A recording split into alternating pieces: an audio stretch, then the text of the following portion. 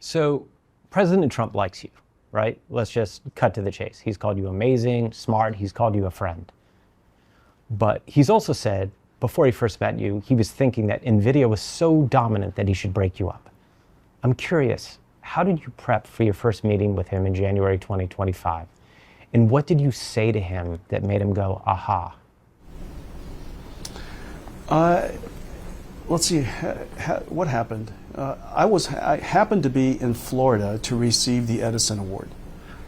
And he heard that I happened to be in Florida, invited me over for dinner. And at Mar-a-Lago? Yeah, that's literally how it happened. He just happened to hear that I was in town. He says, drop by for dinner. And so I did. Lori and I dropped by for dinner. He was incredibly engaging, incredibly charismatic, conversational, asked a lot of questions. From the moment that I met him, the only thing that he's ever talked to me about is creating more jobs, reindustrializing the United States, protecting national security, winning. He wants America to be wealthy. He knows that if America is wealthy, we have a lot of tax revenues. We could fund the military, we can fund our economy, we can fund our communities, create more jobs. Literally that entire conversation I just went through is just every single time is some version of that. And he's, as far as I could tell, all he does is work. He calls me in the middle of the night and wants to talk about one of these topics.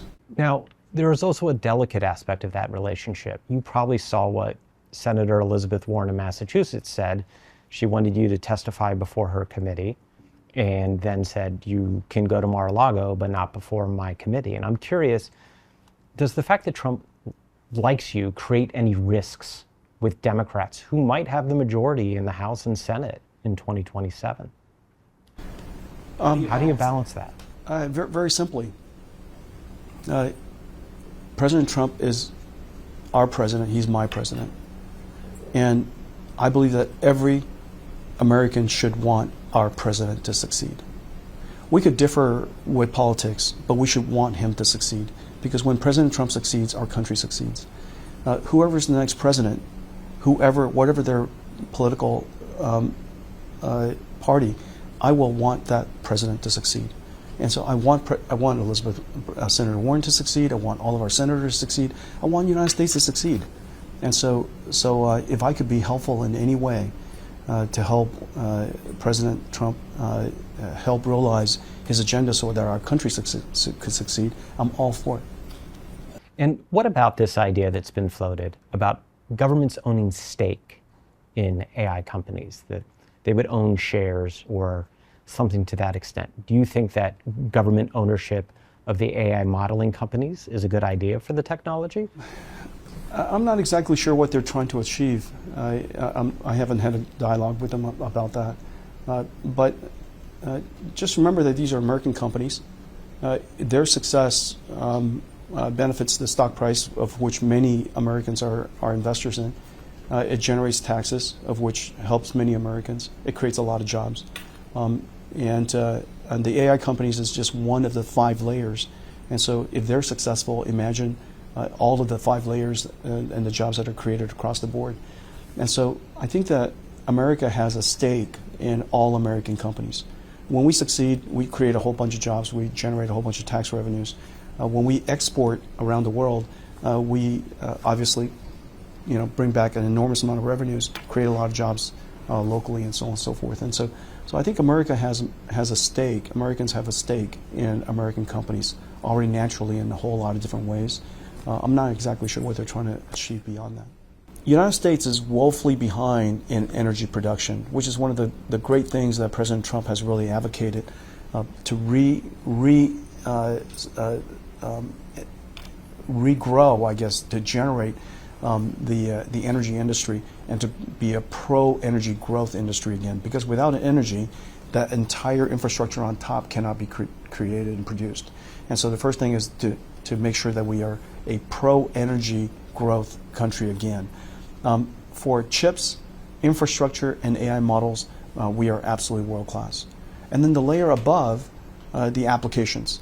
This is applications used for radiology, for healthcare, applications for manufacturing, robotic systems, all of the different applications for the various industries. The top layer, the bottom layer and the top layer, I would argue that we are probably not world class.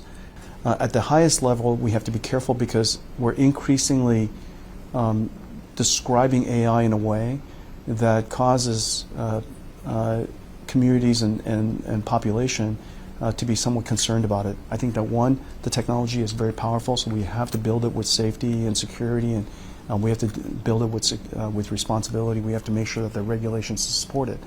But after that, once we do that, we need to make sure that the United States takes advantage of this new industrial revolution, just as we took advantage of the last industrial revolution.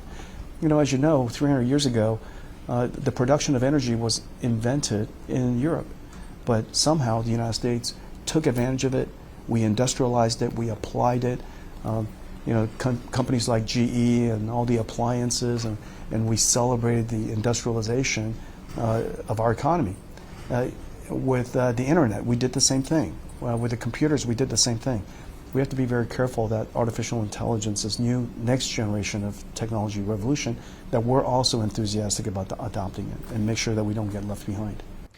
It does seem, when I look at your history, that not everyone has your same appetite for risk.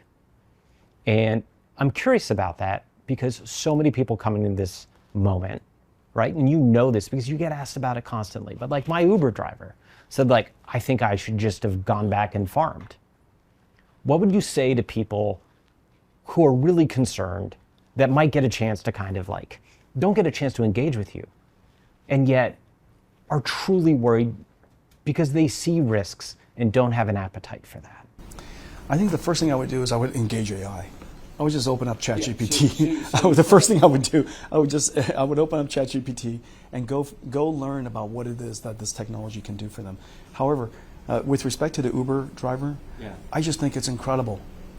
That example is perfect. The Uber driver's job, Uber, was created out of the last industrial revolution, mobile cloud, the internet. The technologies that were created in the last 20, 30 years enabled Uber to exist. Without the internet, mobile, all of the data centers that were created to deal with all the automatic routing and all the recommendation systems, it's incredibly complicated computer science behind Uber. None of that would have been possible if, that Uber driver wouldn't be possible without all of that. And so what I would tell that Uber driver is just take a moment and observe your current condition and the opportunities that it's created. Well, this next one's just going to create new opportunity. You're not exactly sure what it is yet, but it's going to be new opportunities. Do you think the issue with AI is the technology itself that concerns people, or the absence of social structures to adapt to something happening so fast? It's a combination of all that. When automobiles came, we needed to create new social norms.